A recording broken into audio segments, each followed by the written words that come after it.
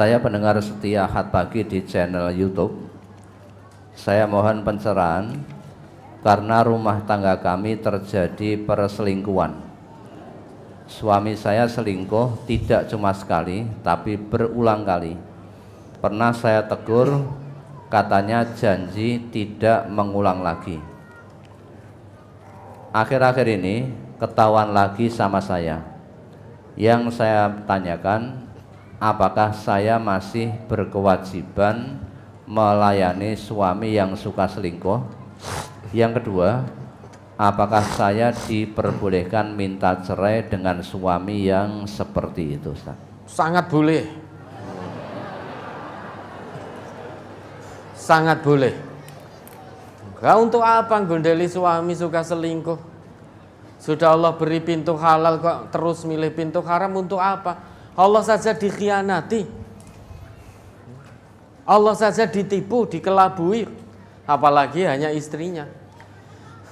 Al-khabisat lil khabisin wal khabisun lil khabisat wat thayyibat lit thayyibin wat thayyibun lit thayyibat. Quran surat An-Nur ayat 26. Surat An-Nur ayat 26. Al-khabisatu lil khabisina wal khabisuna lil khabisat wat thayyibatu lit thayyibina wat thayyibuna lit thayyibat ulaika mubarrauna mimma yaqulun lahum maghfiratun wa rizqun karim. Wanita-wanita yang keji adalah untuk laki-laki yang keji, dan laki-laki yang keji adalah buat wanita-wanita yang keji pula, dan wanita-wanita yang baik adalah untuk laki-laki yang baik, dan laki-laki yang baik adalah untuk wanita-wanita yang baik pula. Mereka yang dituduh itu bersih dari apa yang dituduhkan oleh mereka, yakni yang menuduh itu. Bagi mereka ampunan dan rezeki yang mulia, yakni surga. Suami yang punya hobi selingkuh itu khabis atau thayyib? Khabis. Istri yang suka selingkuh, seneng tandurannya diacak-acak laki-laki lain, itu khabisah atau thayyibah? Khabisah, keji. Maka nggak akan ketemu. Perempuan keji hanya untuk laki-laki keji. Begitu pula laki-laki keji hanya untuk perempuan yang keji. Ayatnya tidak berbunyi al-khabisatu lit-thayyibin, tidak berbunyi begitu. Tetapi al-khabisatu lil khabisin, perempuan keji untuk laki-laki keji. Dan ayatnya juga tidak berbunyi al-khabisuna lit-thayyibat, tapi ayatnya berbunyi al-khabisuna lil khabisat, laki-laki keji untuk perempuan keji. Wat thayyibat lit thayyibin, jangan dibolak-balik. Bukan wat thayyibat lil khabisin, bukan. Lah ini kasusnya seperti ini. Pertanyaannya tadi, berarti seorang perempuan thayyibah bersama dengan laki-laki yang khabis, laki-laki yang keji, sehingga membalik ayat ini. Bunyi ayatnya menjadi at-thayyibat lil khabisin, menjadi seperti itu. Padahal ayatnya tegas sekali, wat thayyibat lit thayyibin wat thayyibun lit thayyibat. Laki-laki suci hanya untuk perempuan suci, perempuan suci hanya untuk laki-laki suci. Kalau ini tidak bertobat, maka minta cerai saja. Untuk apa? Bersuami seorang pezina untuk apa? Ini MTA ngekon ngajari cerai, ya cerai saja. Kalau suaminya tidak mau tobat. Kalau istrinya zina, selingkuh, tidak mau tobat, ceraikan. Nah, Allah saja dikhianati kok. Lah untuk apa kita gondeli? Dia saja melepaskan Allah, untuk apa kita pegang erat-erat? Oh ini demi anak kita milik Allah, yang menjaga Allah, sudah. Daripada gondeli laki-laki pezina, perempuan pezina, ini tidak akan turun pertolongan dan rahmat Allah dalam keluarga itu. Kalau salah satu pasangannya pezina, selingkuh dan lain sebagainya, jauh dari pertolongan Allah rumah tangga itu. Hukum-hukum Allah tidak bisa tegak. Bagaimana mungkin hukum Allah tegak dalam sebuah keluarga kalau suaminya selingkuh, istrinya selingkuh? Tidak akan bisa tegak. Sedangkan Allah di dalam Quran surat Al-Baqarah ayat 229 menegaskan fa'in khiftum alla yuqima hududallah fala junaha alaihima fi maftadat bih. Khulu' ini.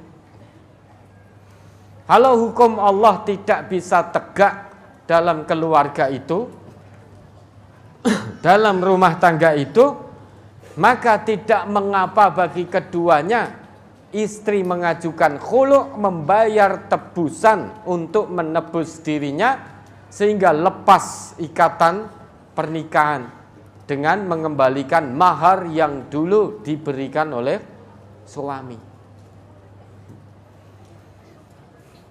Bukan apakah boleh minta cerai, sangat dibolehkan.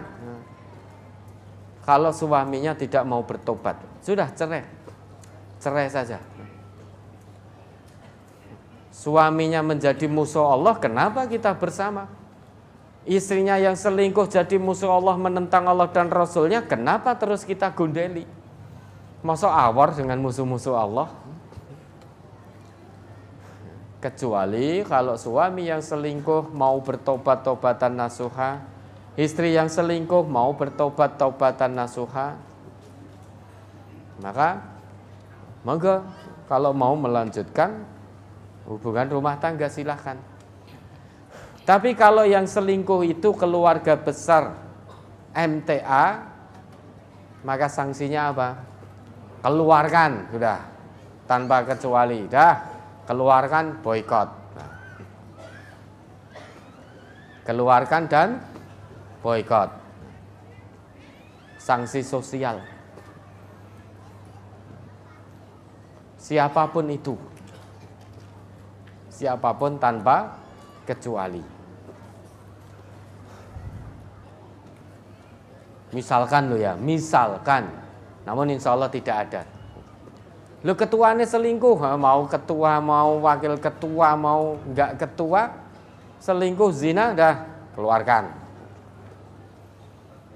Sehingga kita berusaha, mudah-mudahan Allah berikan pertolongannya, sanksi, hukum di MTA, sanksinya ke bawah juga tajam, ke atas juga tajam.